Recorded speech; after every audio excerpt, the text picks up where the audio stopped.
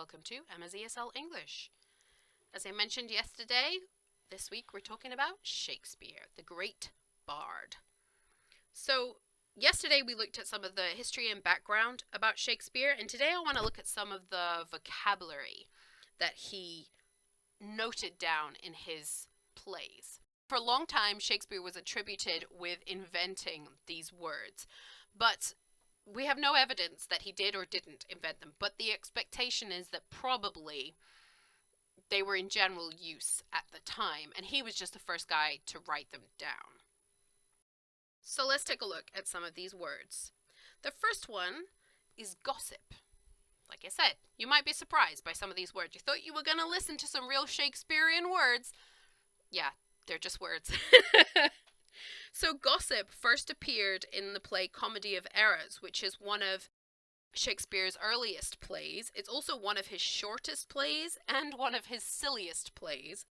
It's a comedy about mistaken identity. Gossip is a word that we use to describe when lots of people are talking about other people.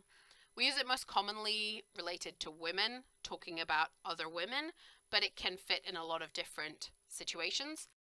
And I think Shakespeare would be entertained by the fact that Gossip Girl is a show about gossip that uses his word. I think he'd like that. Number 2, kissing. That's right, kissing. It's one of Shakespeare's words. What?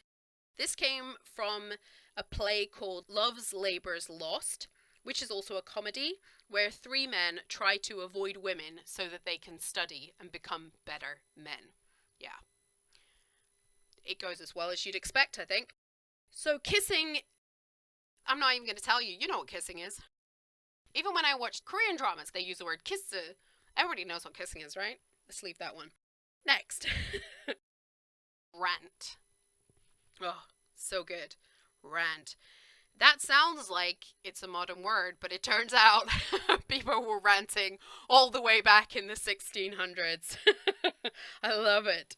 So this comes from Hamlet, which is a tragedy about the Prince of Denmark, and it is the longest Shakespeare play ever. You can watch Hamlet if you want to, but be ready, it's like 4 hours. Most people do an abridged version, which means a shorter version, but it's a long play. So we use rant a lot in modern English to mean when we're really upset about something or annoyed about something, and we talk to our friends, and maybe we're just talking for 5 minutes about that thing, and they don't have a chance to converse with us because we're just blah, blah, blah, blah, blah, blah, about how angry we are or frustrated we are. We call that a rant. We often use it to say, oh, I need to have a rant about something, or she's been ranting all day about this. So we're using it a lot at the moment. Next one, traditional. You know, there's so many of these words when I looked at them that I was really surprised. Somebody invented that, or we don't know. We don't know for sure, but traditional. And it's not surprising, or maybe it shouldn't be surprising. Traditional is for Richard III, which is a history play and a tragedy. Shakespeare really liked history, and he really liked taking historical events and making them dramatic. So he has a lot of plays about British kings or kings in general, where there is some level of truth to the history that he's telling us, but he's dramatizing it. He's trying to make it more interesting for us. And maybe surprisingly, he was really famous with the royalty at the time. They loved him. So this is kind of a good deal for Shakespeare to take these stories that were popular, relatively well-known, interesting, and dramatize them for fun and money. Good idea. Traditional. To me, the way that we do it, it's been done that way for a long time. Worthless. You worthless scoundrel. Worthless is something that has no value. It's different to priceless, right? They sound the same. Priceless means you can't put a value on it, though. So priceless means something that's so valuable you can't put a price on it, whereas worthless means something that has so little value that it's not worth anything. This one comes from The Two Gentlemen of Verona, which is a comedy about whether men should choose loyalty to friends or love. Another one from Love's Labour's Lost, inauspicious, meaning something that is a bad omen, not good for the future. And consequently, auspicious. So he didn't actively tell us about auspicious, but we learned inauspicious, and so we know about auspicious, which means that it's a good omen, something that looks like it's going to be a good thing for us. From Henry V, another history play, we get dishearten. In fact, we've changed this a bit. We talk about disheartening, something that's disheartening.